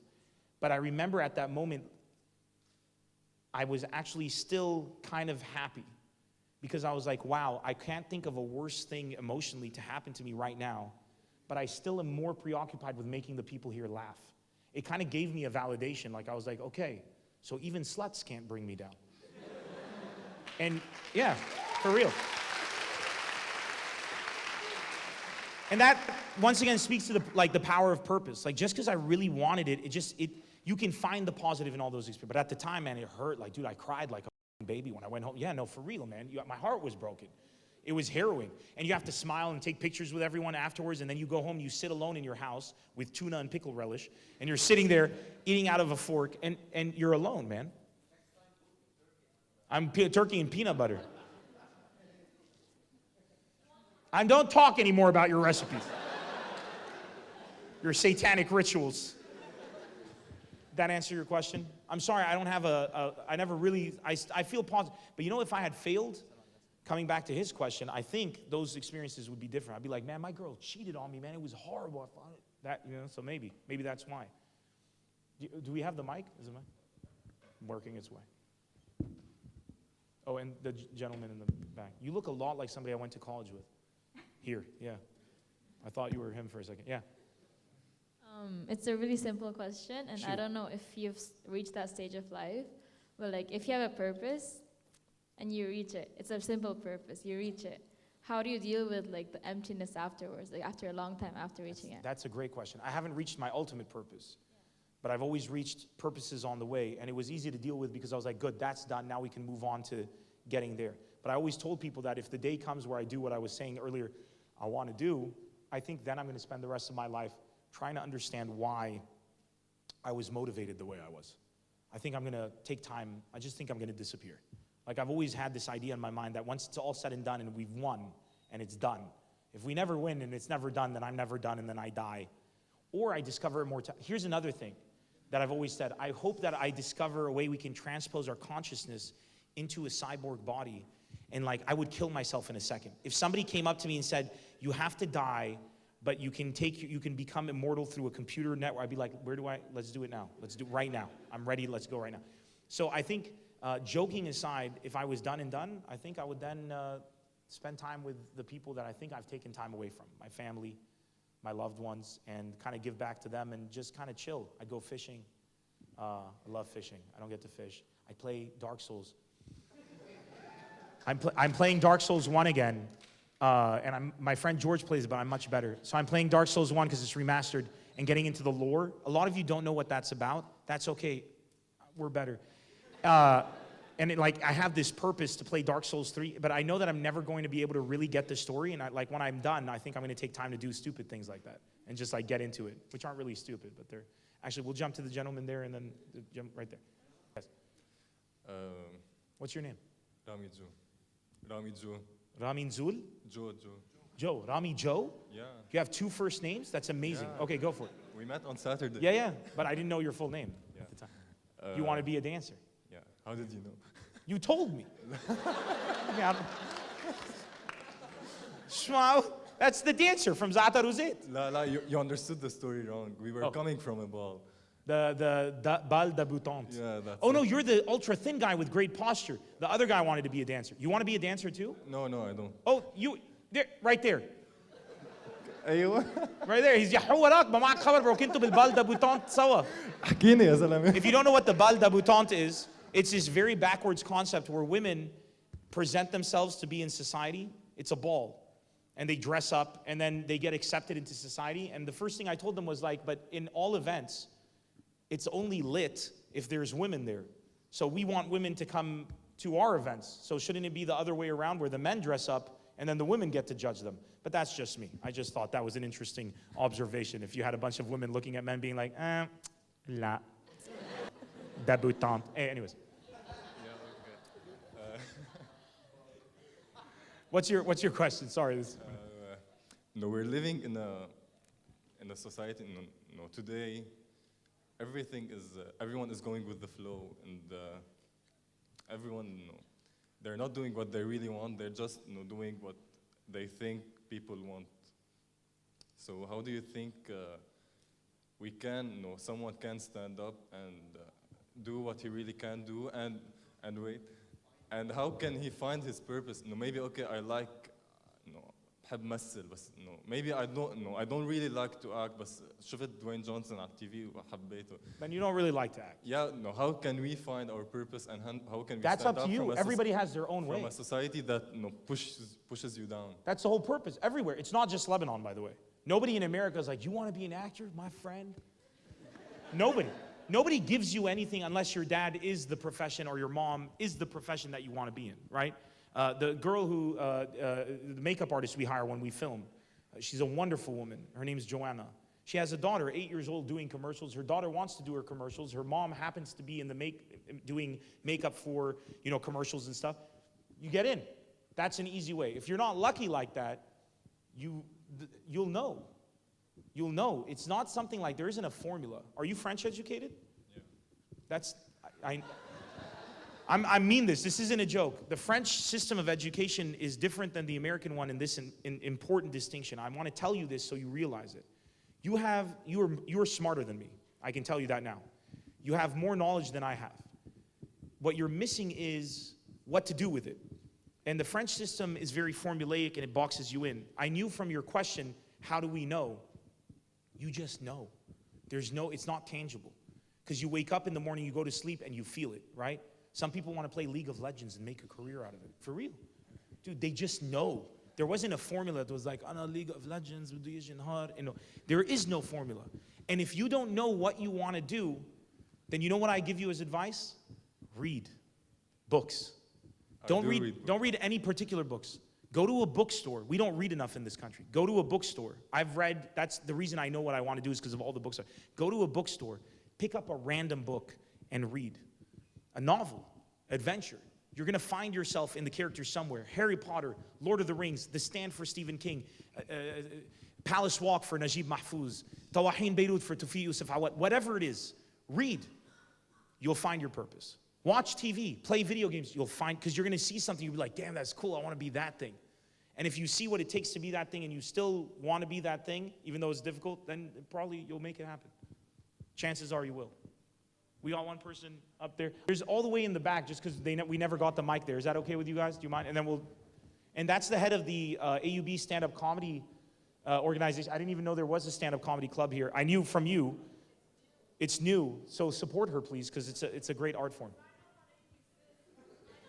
Sign up. Oh my God, AUB sis, I forgot about the horror.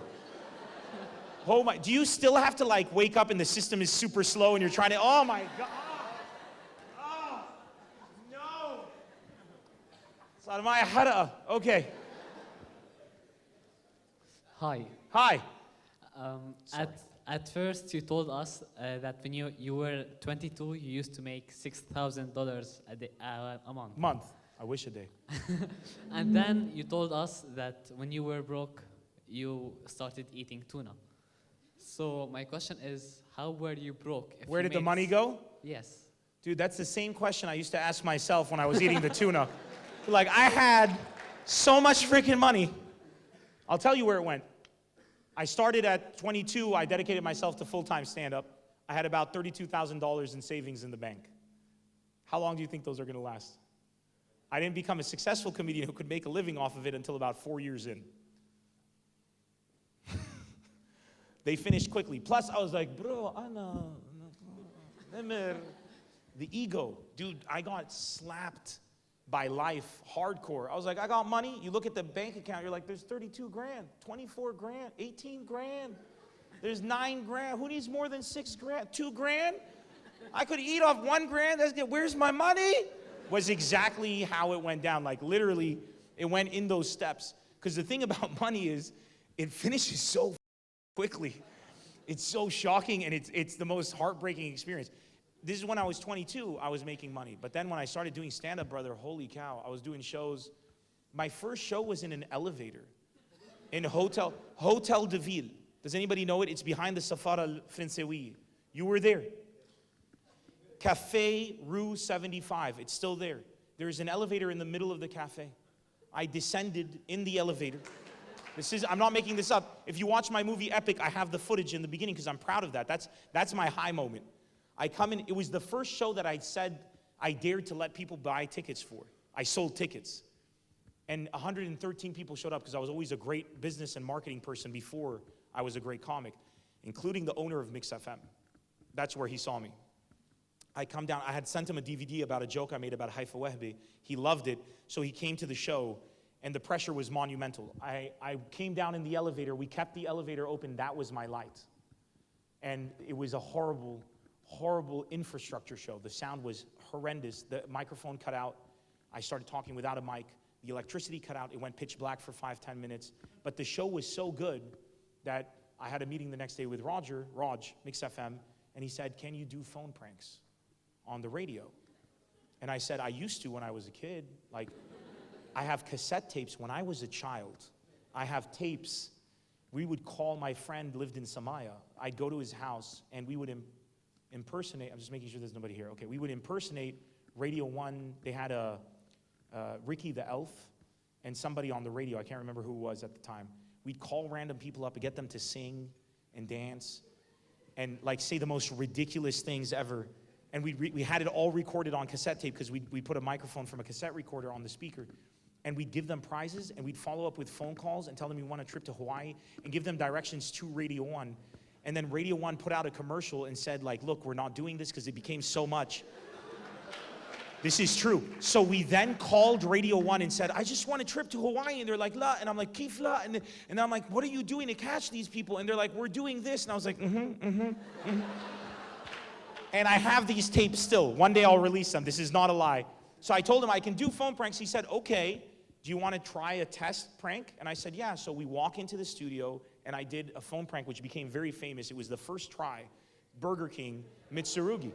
Yeah, where I call what Tashiwa Mitsurugi's, the whole thing. Right? Kenno michi ni mayoto sunurashita. That was the thing. Crazy. First thing I ever did in my life was that thing, and it blew up like it was crazy. I was in Saudi Arabia like 3 years later, and this guy looks at me and goes, في واحد اسمه نمر بيعمل دروبي على التليفون. He goes, كتير بضحك لازم تشتغلوا سوا لأنه نمر ونمر إنه سلبي. And I'm like, did it not occur to you that I could be the same freaking guy?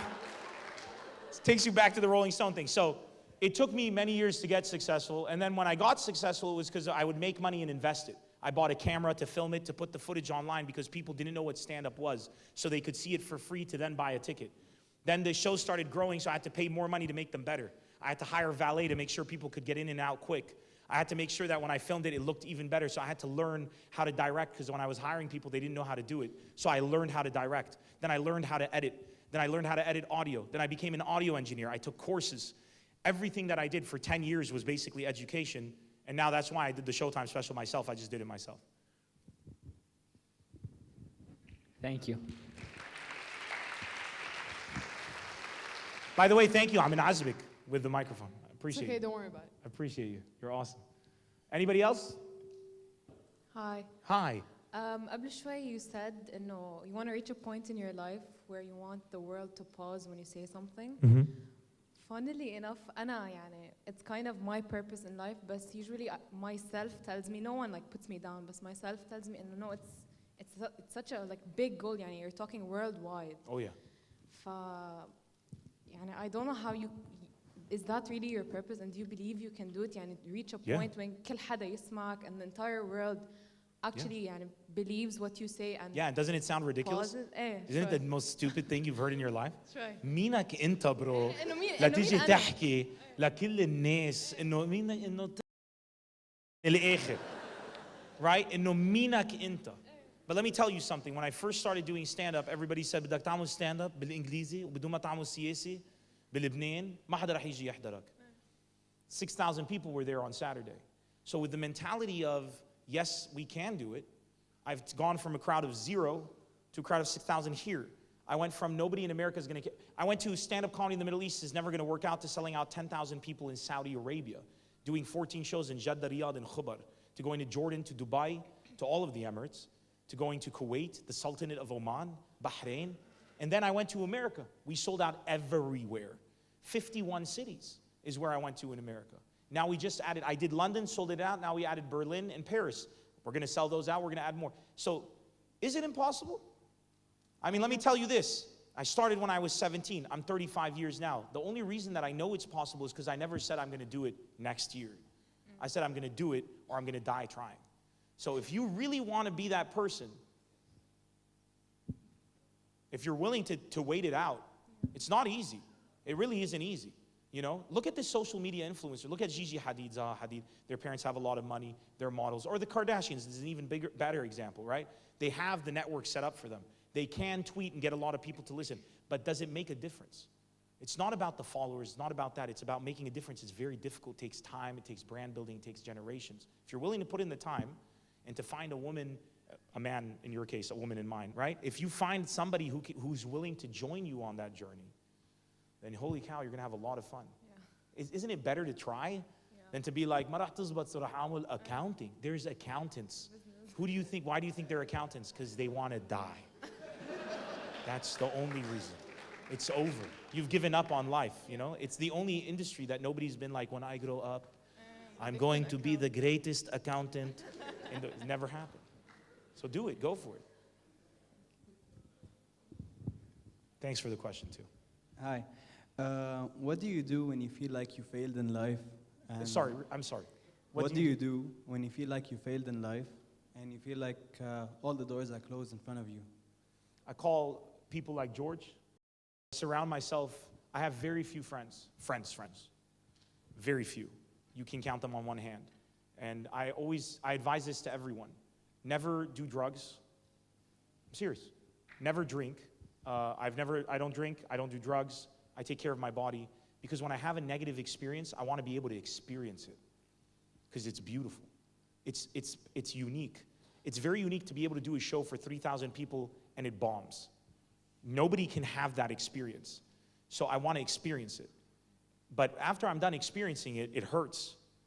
Your girl just cheated on you, it hurts. If you have a good group of people around you and you're not somebody who's toxic and a horrible human being, you have the privilege of having friends like George, or my fiance's sister is right here as well. Like you get people that are family into your life. In those moments, pick up the phone and give them a call, because these people don't want anything from you. They don't give a shit. They just in the shubro, and then they like, me and George, we play Dark Souls. We're 30, you have to understand we're 35. Mega Man 11 came out. We downloaded it, we played it. The music was shit, so we got angry. Do you know how pathetic that is? If you have people like that in your life, you're gonna be fine. They're trying to give the other, I think, yeah, he wants to, go ahead. Sure, oh yes, comedy, yeah. Hi. Hi. I wanted to ask a first question. AUB sis, register. Please do. AUB bro. 5112. 5112. All right, I wanted to ask first, do you deal with like anxiety or a certain type of pressure that makes you feel like sometimes you can't perform, or you feel it right before you perform? I don't, and I'm very lucky. I know a lot of people do, and there's no way that you can say, anxiety, it's not a choice. Sometimes there's a genetic predisposition, so if anybody ever has anxiety out there, I don't want you to think I'm belittling you. That's why I keep saying I'm privileged. I happen to have, maybe it was the way my parents raised me, maybe I don't understand enough about the topic. Somebody else here is more educated, probably would. But I used to always have an excitement, not an anxiety, because I always used to be like, I'm gonna get on stage, and I'm probably going to suck, because I'm not that good yet, but this might be the night where I kill it. And that always was me. And then I'd be on stage and I'm like, I'm dying, this is horrible. But the whole time I'm like, this is horrible. And then I'm like, well, we're here, so we might as well at least you try some new stuff out, since it's not gonna get any better, it couldn't get any worse. So that's been my approach. All right. 2 more questions, sure thing.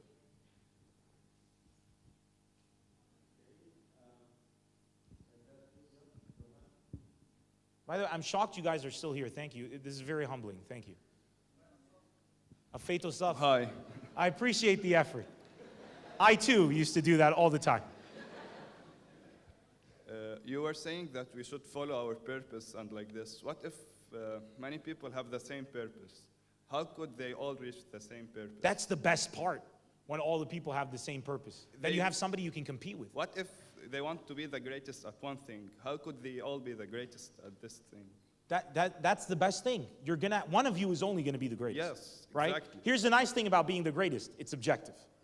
There are some people here that'll tell you NEMR is the greatest comedian that ever lived. And I can also introduce you to people, even in my own family, that say I'm the worst comedian they've ever seen in their life. The point is, who do you want to be the best to, right? If you end up being in a situation where you're competing directly, a lot of time best friends will end up being in gridlock competition. That happens a lot. 2 brilliant people, 2 scientists. If I can make it more specific with science, 2 people are competing to cure cancer, let's say, something like that, right? You want to be the one that cures cancer. He wants to be the one that cures cancer. She wants to be that cures cancer. The specific cancer, the lymphonia, like the exact cancer. You're in a race. The good thing is, one of you is going to win, so somebody's going to cure cancer, which is great. And the second thing is, it's the fact that you have other people trying to do it before you that pushes you to do it further. So in that case, it's not a problem, because even if you don't end up getting there, what they do might make you realize something else, and you might even go up on another tangent and prove something else, or you could commit suicide, or you could do something else. What happens then, happens then. But up until that moment, it's thrilling, because every day you're getting up and you're like, I gotta do it, I gotta do it. Just like when America and Russia went head-to-head to whoever gets to space. If they weren't going head-to-head, we might have never gone to the moon. You know what I'm saying? Like, it helps. That's a great situation, if that's the... Yeah, if anybody wants to ask me something. Sure thing. If anyone wants to ask, go ahead. Yo, I love your outfit, by the way. Thanks. Are those skulls on your skirt? That is the cool, what is that? It's The Nightmare Before Christmas. That's really awesome. Yeah. Please, go ahead. Anyway, it's a pleasure to have you here. A pleasure's mine. I just wanted to ask, you talked to us about like when you get a conflict of what's your purpose and what do you want to do in life, and you said that you either had the chance of becoming an insurance, whatever, or like, becoming a stand-up comedian. And I just want to ask, if you didn't get to the success you are in today, what if like your purpose doesn't give you the fulfillment you thought it would? What if it fails? Such a good question. It's an amazing question. Luckily, I wasn't miserable in insurance, so I always said, if I can't do stand-up, I'll come back to insurance. Because I wanted to be in business. What if you didn't get the chance to come back to it? Then I would have been screwed. No, that's what she's saying is true, because what if things change and it's over? What if you were out of the game too long and you couldn't come back? The point is, it would have still been worth it because at least I would have tried to go for my ultimate objective. And every day that I would wake up miserable with what I'm doing, I would still have comfort in the fact that at least I tried for the other thing. You know? I always said I'm 23 or 22 now. I'm going to try now. I'm not going to try when I'm 30 or 35. I have a wife and a kid, and I start taking my repressed feelings out on them. Like tell them, I don't want to be that guy. You know, I want to try. And well, then I can gamble now. It's my life. I can't gamble when I have others. So that was kind of like how I went about it. Can I ask them one question? Thank you for your question. Can I ask you guys one question? And whoever has an answer for this, please raise your hand, all right? I just want somebody to tell me what they think is beautiful about Lebanon. In your own personal experience, anybody you can choose with the microphone, go ahead. I'd love to hear that, because I always hear people tell me that this country this country that. I'd like to hear from you guys. Like, what's the current situation? Bruce Lee is from Lebanon. And if you guys help me out, we can even make more than Bruce Lee from Lebanon, right? Yeah. He has the mic, sure. First of all, as you mentioned, the geographical positioning of the country is amazing. It is. And the fact that like بس تجي على لبنان بتحس حالك عن جد إنه wherever you go, wherever like city you are in Lebanon, عن جد الناس مثل بعض. So I lived in Saudi and I came here, and عن جد wherever you go الناس لبعض وتساعد بعض. That's something very important. We're a small country and we're always together, which is very, very important, and we have to stick to that. It's right. Yeah. Yeah, we're the only ones who take care of ourselves. What a great answer. Thank you for that. That's fantastic.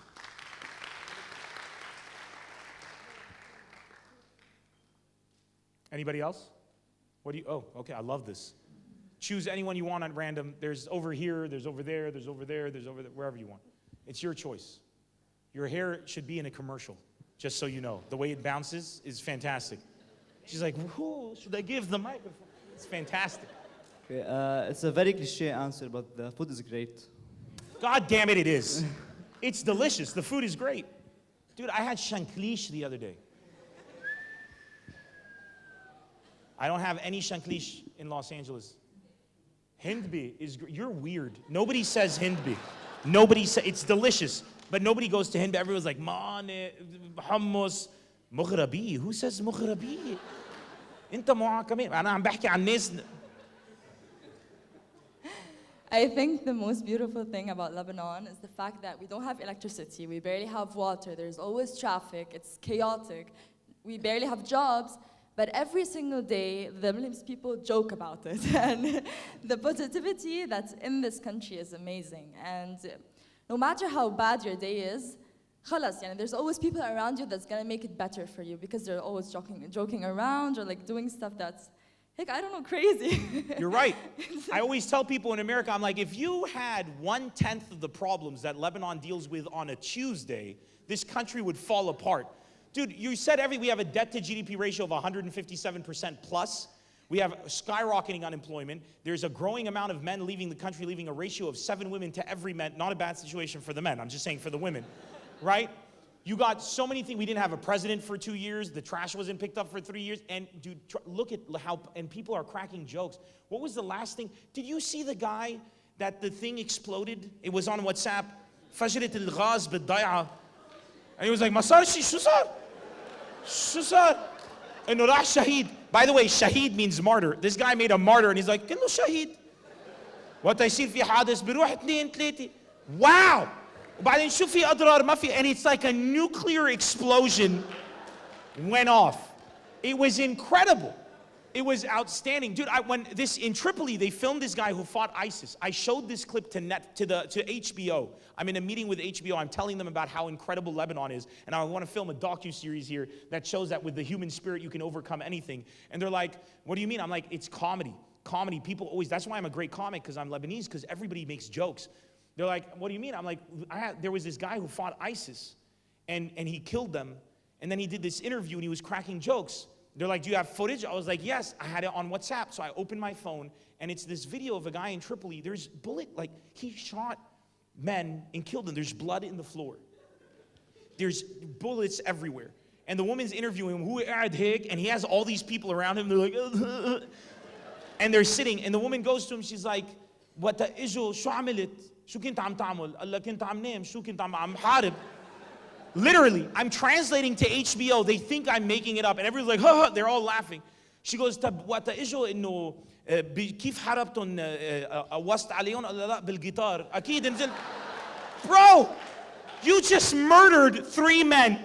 Could have been killed yourself. And his jokes are fire.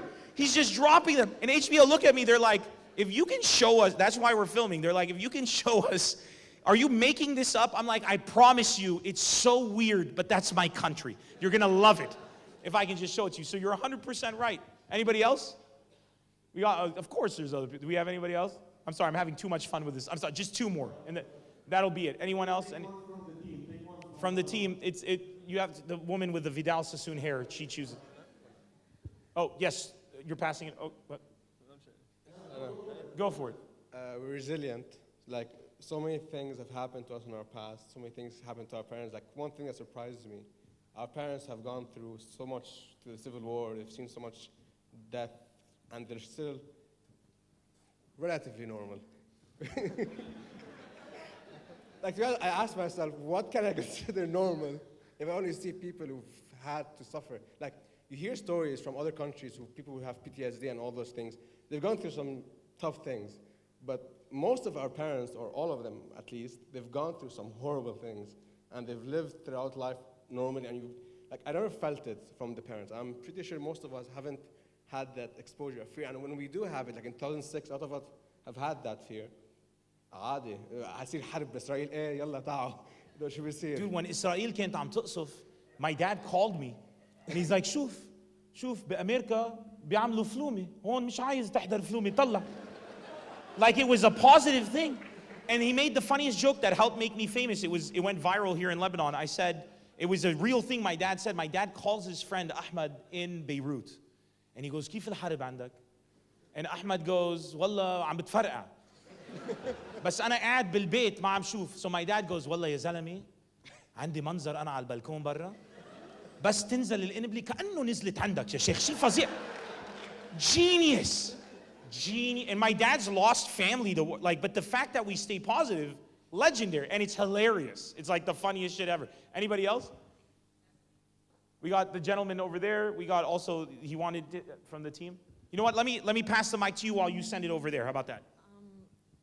The diversity of people in Lebanon. Like you have people from different religions, and in every religion you have different religiosity, and you have people that are extremely religious, people who are not religious. I mean, you can go from Mariam Khayal to Dahi, and completely different, and then there's same. And if you go to Dahi, you'll meet some people who are more lit than Mariam Khayal. By the way, I just want to put that out there.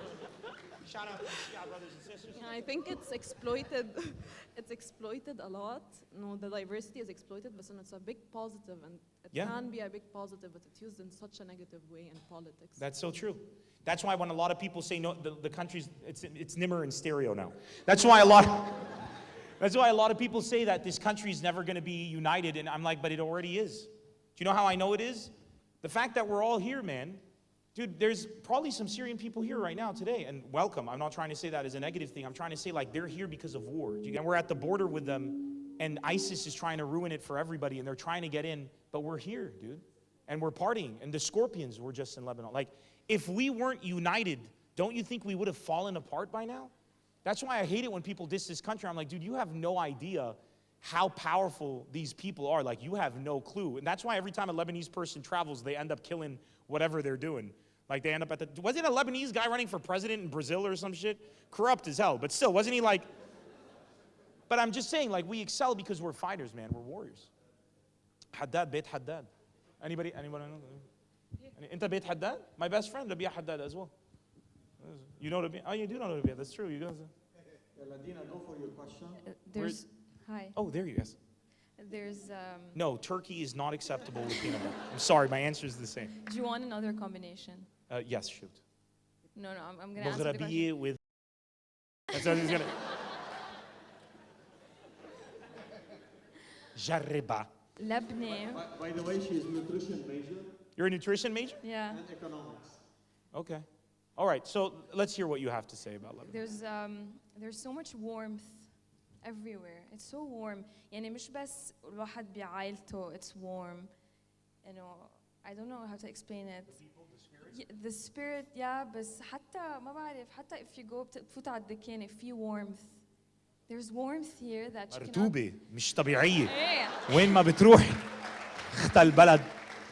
شتت كان Beirut almost fell apart and I was in a t-shirt. I'm like, what is this? So I totally agree. But I know what you're talking about, joking aside. Yeah, you go into the Dikan, the guy knows you on a first name basis and he's like, ليه بعد ما سكرت الحساب وبيك حيوان. It's beautiful. Yeah, I know. So wonderful. No, it is. You know what? This is the thing, man. In America, I remember this guy. I was in Los Angeles just last year. Some guy was crazy, shouting, and he had a baseball bat, and he was bashing in the cars on the street at 3 in the morning. I'm a Lebanese man. I have my Mercedes outside because this is how we roll, right? It's a used car, but I can still flex. I walk outside in my boxer shorts and a hairy chest, and that's it. Because I'm a man, I sleep in my boxers. That's how we do it. We don't do anything else. And this guy's got a baseball bat, and I start shouting at him, like furiously. And I see all the houses with their lights on, but everybody's inside. I guarantee you, if this was Lebanon, the entire village,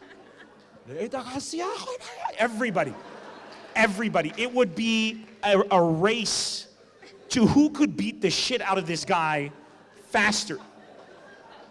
But the one man that came out to help me was a guy from the deep south who I thought was a racist, but turned out to be a very weird, accepting, but racist, but not racist neighbor of mine called Vinny, who, as I'm shouting at this guy, and he grabs the baseball bat, and he says, you can't do anything, this is America. I said, I'm from Beirut, and I will do whatever the fuck I want. And I'm getting up, and it's getting real. I see Vinny running out from the place where we have the homes. He's wearing a helmet. This is a true story. A chest plate from hockey, elbow pads, knee pads, 2 baseball bats, and he says, yippee-ki-yay! And he runs out. And I was like, Vinny, if you come to my country, you will be one of us. You are as Lebanese as they get. But everybody else was down. In Lebanon, there's a community. That's why the crime and the murdering and the rape and the sexual assault is so much lower here, if not non-existent in some of those cases. Because if a woman comes out here and she says something, people believe it. Like, dude, if a woman comes out and says, some guy did this to me, dude, the culture in America right now with sexual assault is shocking to me. I love that about this country, dude, because I'm going to have a daughter soon.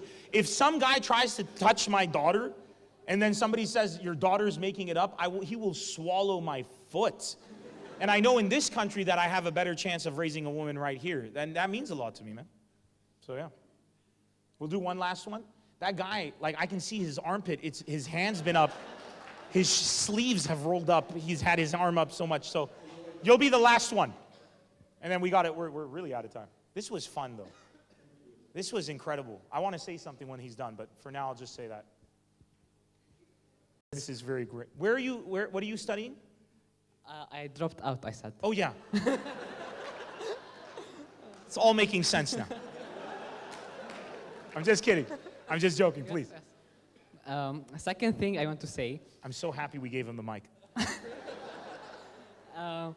My worldwide friends from Netherlands, from China, from everywhere, they tell me that the Who says my worldwide friend? Who is this man?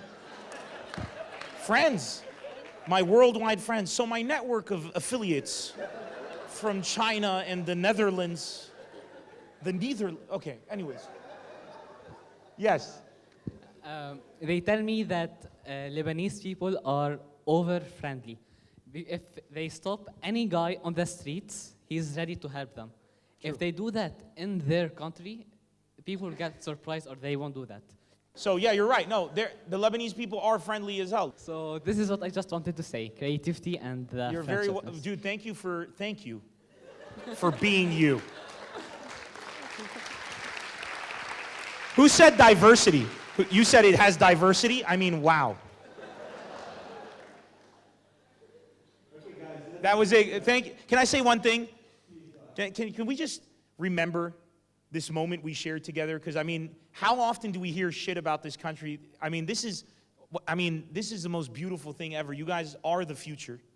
You literally are, and the future is now. Which, by the way, I'm not plugging it. That's my next show. So I don't want you to think I'm making that connect. But I call it the future is now. But you want to do a wave? That's so fun. I call it the future is now because I believe it's our time. You know what I'm saying? Keep doing what you're doing. Just add a bit of that spice. Not what I look like. Because, by the way, this is the worst. This is the most ridiculous thing I've ever done. I just want it to be known that I took this picture in front of the trash can in my kitchen. Because there was a wooden wall, and and it was a joke. But it is now, I gave a talk at Harvard and now AUB, and my goal is that every major university uses this picture where nobody noticed, but my ear is chopped off. Like, there's a lot wrong with this picture. If you look right here, I'm not an elf. I just want everyone to know. But add a bit of this, and man, your life will go from completing tasks to being on a adventure. Sorry for using the F word, but go on an adventure, man. I forgot that he was standing right there, and I was like, God damn it.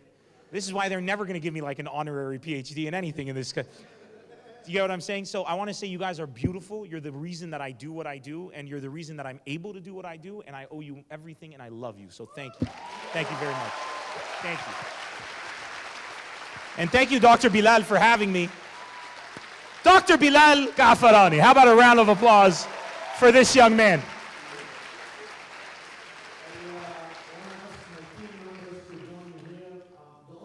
It's a small token of appreciation, which is just a copy of his poster. That's all we're giving. Oh, I love that. I thought you were going to give me an honorary degree, but I'll take the... I thought you were going to give me, here's a PhD, but fine, I'll take the poster.